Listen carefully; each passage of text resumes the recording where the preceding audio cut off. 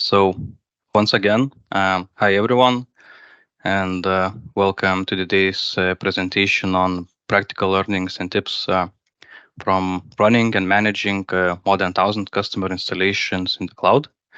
Over the next 45 minutes or so, I will discuss some of the key lessons learned and best practices developed while managing a large-scale cloud infrastructure with over 1,000 customer installations. So, my name is Žygimantas Vilčka. Please feel free to call me Ziggy. Shortly about me, I'm a cloud service manager here at Companial. I started working at then One-Click Factory 3.5 years ago as a cloud service consultant in our hosting service.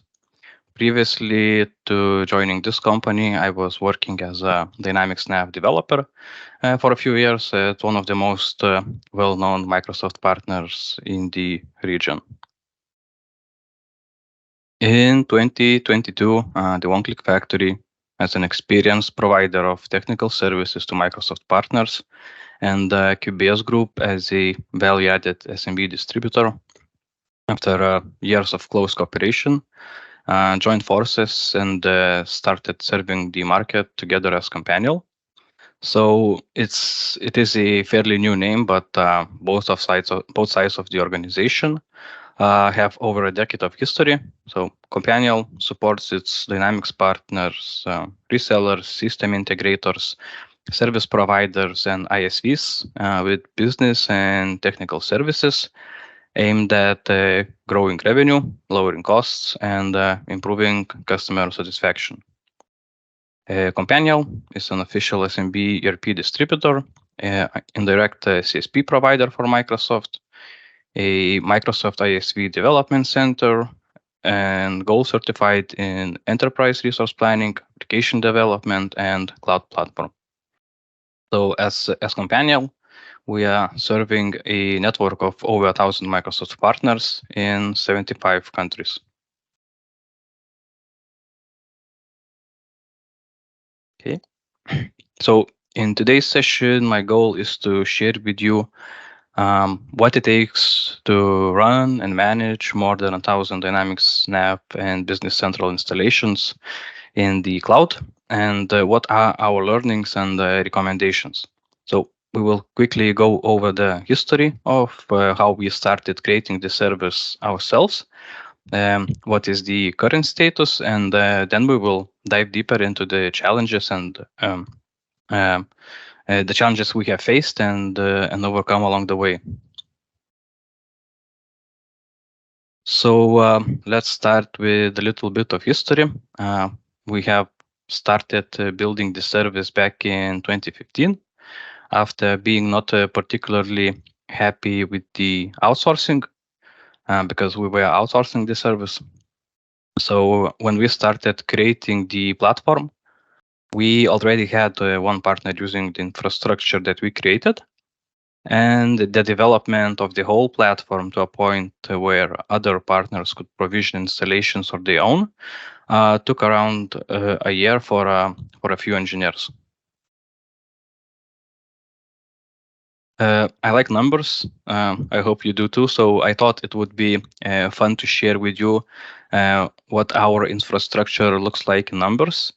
At the moment, we are operational in 10 Azure regions, more than 150 partners, more than 1,200 customers, 1,800 plus installations, more than 2,000 servers, more than 2,000 databases, and more than 33,000 active users. Now, to make this presentation a little bit more engaging, I have a question for you. So how many people would you think are needed to develop and maintain that kind of solution? So there should be a poll in the chat where you can select your answers. Yeah, it's on the screen. So 1 to 5, 6 to 15, 16 to 30, 31 to 50, or more than 50 people.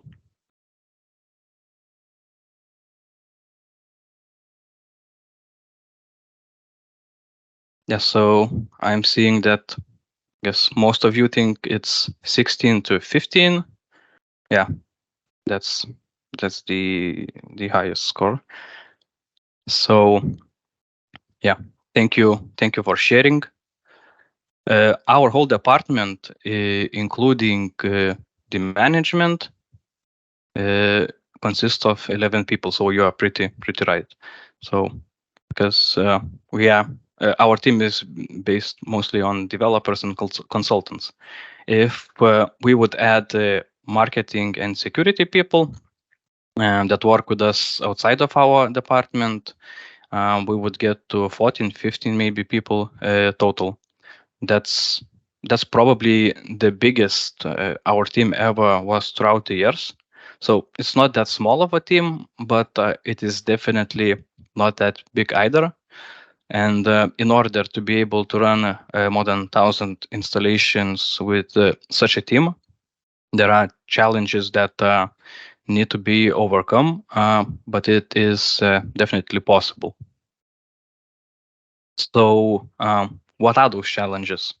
What do you need to think before starting a business like that?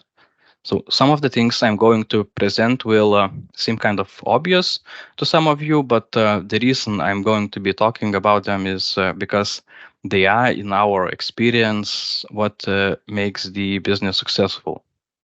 So I thought quite a while what were the biggest challenges and finally came up with the 3 S's of cloud business, which is scalability, security, and support.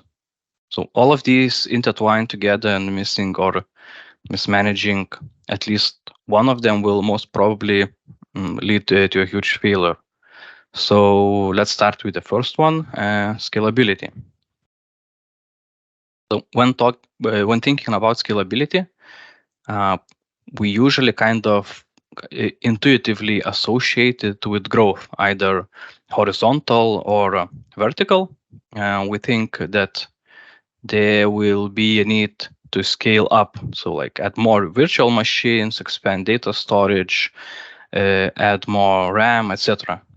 Therefore, first, I would like to show you a definition of scalability from Gartner IT Glossary, which I liked because it reminds us another important point. Scalability is the measure of a system's ability to increase or decrease in performance and cost in response to changes in application and system processing demands. So the beauty of cloud computing is that you not only can increase but also decrease the performance in the if the situation requires, and save money basically, because nobody likes to overpay for the things they don't use. But in order to do so, you have to take this into account when designing your system. So let's say you also want to run and manage 1,000+ installations. How do you do that? How do you start? Do you discuss it with each client separately and build what they ask for each of them separately? And do you create your own private cloud or use public cloud provider? How will you invoice those customers? Will you just look at the invoice you received, for example, from the public cloud service provider and just slap your margin on top and that's it? Will the customers be happy about unpredictable costs each month? A lot of questions to be answered. Yeah, and it's fairly easy to create a virtual machine, configure the Dynamics Nav or Business Central server on it, and then just give it to customer and just say use it. Even a person with no experience would be able to learn that and complete the task, I think, within a week, no problem. But I don't think anyone would enjoy building something for a few hours or even days in some cases, only for the customer to use it less than a week, as it might happen when they just want to use it for a quick demo environment or try out functionality of a new version. That way of work is obviously not really scalable.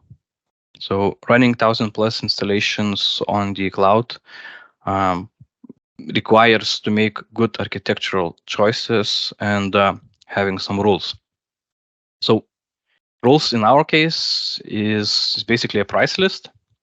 A price list helps standardize the service. When you have a price list, it basically allows you to implement automatization because instead of having to think about infinite options to choose from and sell, you can basically have just a small selection. So this should increase productivity and allow to host more customers in much shorter period of time. In turn, for the customers, that means smaller and more predictable costs.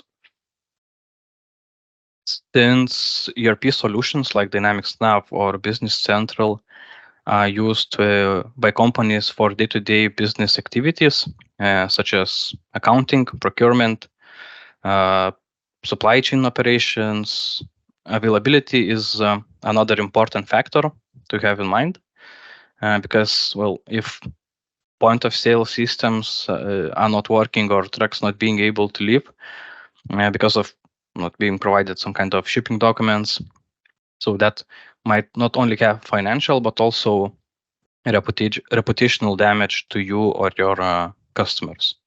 So to avoid this, design your systems for availability.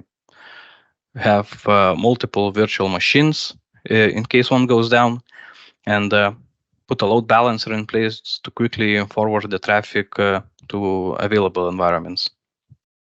Of course, for sandboxes, well, you don't really need to do this, but when we are talking about production environments, it is really important to have this in place. So it will save you a lot of time, a lot of headaches in the future. And talking about headaches, have you ever been in a situation where corruption or deletion of business data happened and you did not have a database backup to restore from? Maybe on a Friday afternoon. So if there was a situation like that for you, please accept my sincere sympathy, because even when thinking about a situation like that, it stresses me out. So, but just having random backups is not enough in most cases.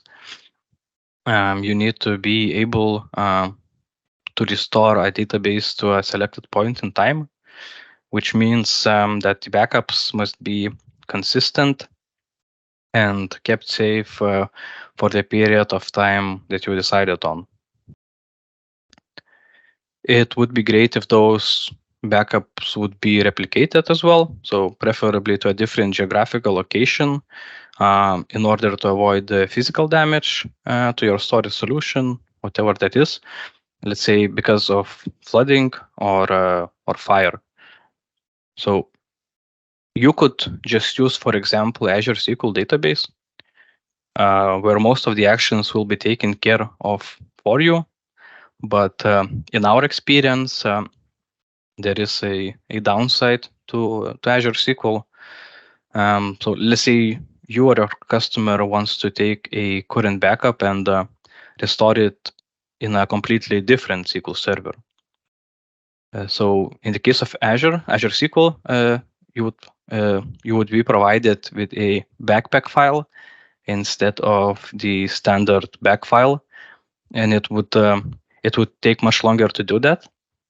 The same would go for restoring this backpack on a target server. So we are talking about several hours, depending on the complexity of the schema and also the amount of data. So in this aspect, you have to kind of weigh what is more important in your case, convenience or agility. The last important architectural choice that we had to make, and I wanted to talk about today, is having shared infrastructure. Obviously, this only works if you have like multiple environments or customers, but yeah, in these cases, you can have servers like domain controller, a SQL server, or a separate file server shared between those environments or customers. So the first benefit is kind of obvious. It's reduced cost, but there is another, I would say, even more important benefit. It's reducing maintenance scope. If you have up to 10 separate environments, then sure, you will be able to set them up relatively fast, and maintenance will not be much of a burden. However, when we are talking about tens or hundreds of environments, it indeed makes a huge difference. So leveraging the shared infrastructure allowed us to make our service more scalable. So I've talked about some important architectural choices you can and probably should make. Now let's transition to the first choice you would have to make in order to use the benefits of scalability and run your installation in the cloud. So while you can put some servers down in the basement and create your own data center, a public cloud service provider usually makes more sense because it solves a lot of problems you otherwise might encounter, like physical server and premises security, and also maintenance. There are high initial costs, also replication and geographical limitations. So there are a lot of public cloud service providers nowadays, but the biggest three are still Amazon Web Services, Microsoft Azure, and Google Cloud. You can look at multiple dimensions, like what kind of services are offered, for what price, what geographical locations exist, and what innovations are being made. For example, regarding artificial intelligence and so on. But yeah, all of this is really important, and obviously we did take this into account when designing our platform. But in our case, it was also really important the whole ecosystem we are working in. What kind of services our partners and customers might already be using. And since we are talking about running a Microsoft product for Microsoft partners, it was only natural for us to strengthen our cooperation with Microsoft and utilize Azure services. While you will be able to run Windows servers on any of the previously mentioned cloud service providers, there is undoubtedly a lot of additional value from running your solutions in the same ecosystem as your other tools, and also having service provider involved in your success. So choosing a cloud service provider and making good architectural choices is very important in making the service scalable, but running that kind of infrastructure would not be possible without automation. So automation is basically the core of our own service. It allows for simplifying and speeding up the deployment of the solution, as well as maintenance of it.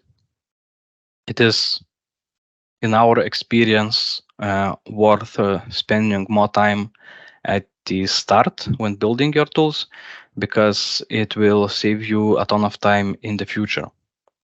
And The tools have to be maintained constantly, and new tools must be created in order to minimize the manual work required, because you will encounter different problems.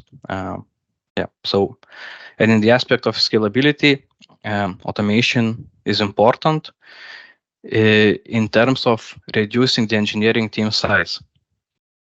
But the true scalability in our case came from the fact that we have enabled our partners to provision the environments themselves through a web portal. Thus, they don't even need an engineer for this. The same goes for a good chunk of maintenance tasks. Partners can do it themselves, and it's faster and easier than without our automation tools. So we did some calculations and comparisons on how much time would it take to do manually for inexperienced engineer, an experienced engineer, and for our automated solution. So you can see in that in the table that the results are obvious. So added all the benefits of automation. Some actions can then be scheduled. So that means that those actions can be completed after business hours without the need for an engineer. So that means no overtime and no additional costs. So it's also great. And lastly, to utilize scalability and ensure the quality of the service, you need to use some kind of monitoring solution. So how do you know when something in your infrastructure goes bad? Well, users will most certainly let you know about this, but it would be great if you could know about this before they do. Even better if you could resolve the issues before the users even notice it, and maybe even automatically. Without a monitoring solution in place, we would not have eyes into the 1,000 servers we have to know when the services go down or there is a shortage of resources and so on. That means we would not be able to react in a timely manner for any kind of problem. So also, as I have mentioned before, scalability is not only about scaling up, but also down. So having a monitoring solution that gathers usage data and let's review usage history allows you to make decisions to scale down underutilized servers and save some costs. Okay, so I think I talked enough about scalability, and it is now time to discuss security. So security is the topic that is always mentioned when talking about IT infrastructure. And I have another question for you. So what measures does your organization currently have in place to ensure the security of its information systems? So the poll should also appear. Yep. And the answers are regular vulnerability assessments and penetration testing, implementation of access controls, use of encryption for sensitive data, regular backups and disaster recovery plans, regular security training, and implementation of security policies and procedures. So you can choose multiple answers.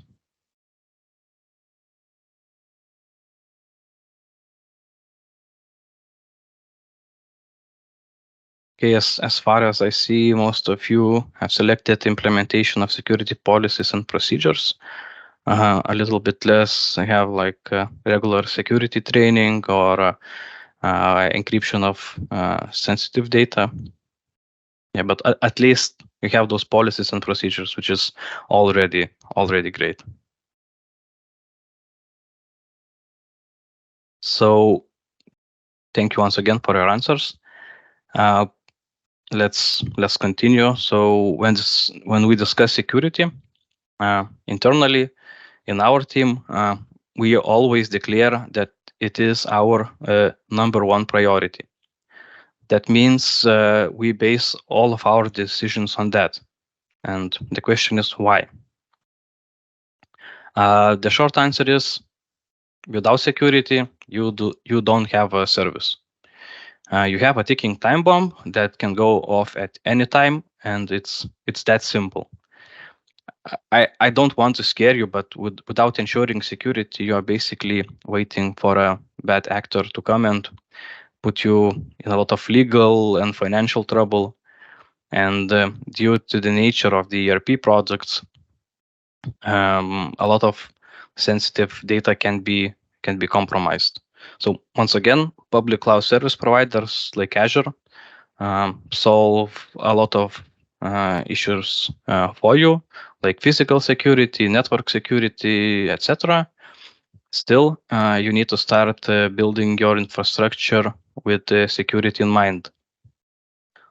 Security measures like access controls, encryption, firewalls, and intrusion detection systems will need to be implemented and monitored by you. So to implement a high level of security from the get-go, you need an experienced IT security professional, since it's not really something you can afford to learn on the go. Okay, let's say you have this professional in your team, you have designed infrastructure and daily processes with security in mind. Is that it? Is the job finished? So how you and your customers will know that the system and their data is actually secure? So solution to this question can be certification. This allows your users to know that the audit has been done and the specific requirements for this certification are met. While there are different certificates and standards to choose from, we ourselves went with ISO 27001. So an ISO 27001 information security management system consists of policies, procedures, and other controls involving people, processes, and technology. So I wanted to highlight 3 key aspects that you need to take into consideration when going to get the certification. So preparation, assurance, and education. Getting certified is a huge task. There is a ton of work to be done in internal auditing, creating or updating documents, making sure that everyone on the team is informed on how they should act, etc. You really need to have qualified, dedicated personnel to do that. And even then, this will still cost you a lot of time. I would say that getting certified is still the easy part, because even more work to assure compliance in the day-to-day operations. The team needs to stick to the processes in place, which takes a lot of self control. And lastly, not only you or your team, but also customers or other users have to be educated on the best security policies and practices. Because at the end of the day, everyone shares the responsibility for the security. So I've covered both scalability and security topics. I guess we will now be moving to the last one, which is support. Again, before diving into the topic, let's have another poll. I promise you, it's the last one, but I'm interested to know how often, on average, you are contacting any kind of support team. So yeah, the poll just showed up, and the possible answers are multiple times a day, once a day, once a week, once a month, or never.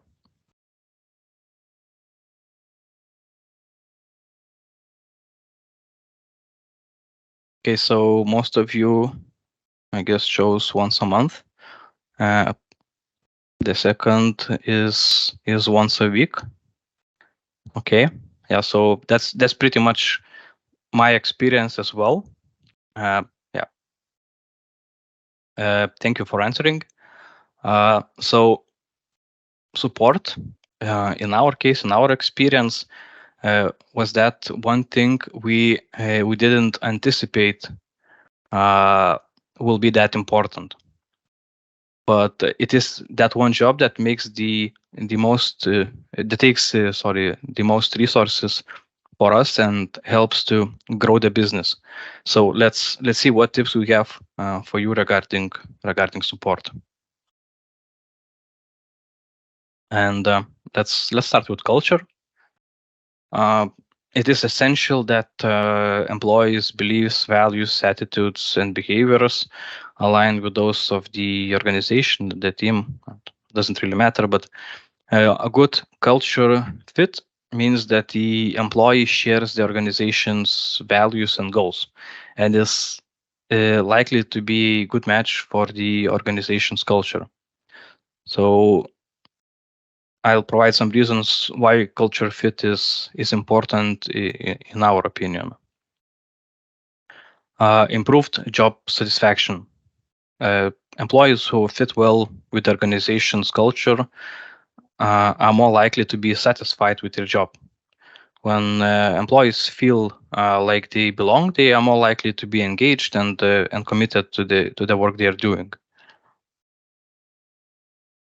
Reduced turnover, and this is also really important. A good culture fit can also help to reduce turnover. When employees feel like they fit in the organization or the team, they are less likely to leave for other job opportunities, for example.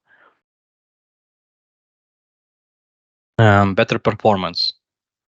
Employees who fit well with the organization's culture are more likely to perform well. When employees share the organization's values and goals, they are more likely to be motivated to achieve them. Okay, improved teamwork. A good culture fit can also enhance teamwork and collaboration. So when employees share the organization's values and goals, in our experience, they are more likely to work together effectively towards common objectives, which in our case is basically providing a great support service. And lastly, enhance reputation. So a good culture fit can improve organization's reputation. When employees share the organization's values and goals, they are more likely to represent the organization positively to customers, suppliers, other stakeholders, and in our case, we kind of act as a front end and react when our partners have problems. So it's really important for us. So sharing company values and goals is important, but that is a bit abstract in our case. So let's look a bit deeper into the essential qualities we expect from our support consultants. As you know, support consultants are a critical component of any successful organization's customer service. Obviously, these professionals are responsible for providing technical assistance, resolving issues, ensuring satisfaction, and so on.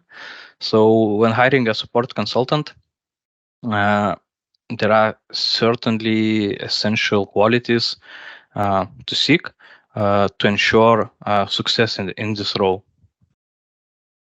So some particular qualities we think is important, and the first being technical knowledge. So it's obvious a good support consultant should have a deep understanding of the technology or products they are supporting. And this knowledge will enable them to provide accurate and effective technical support, which is really important.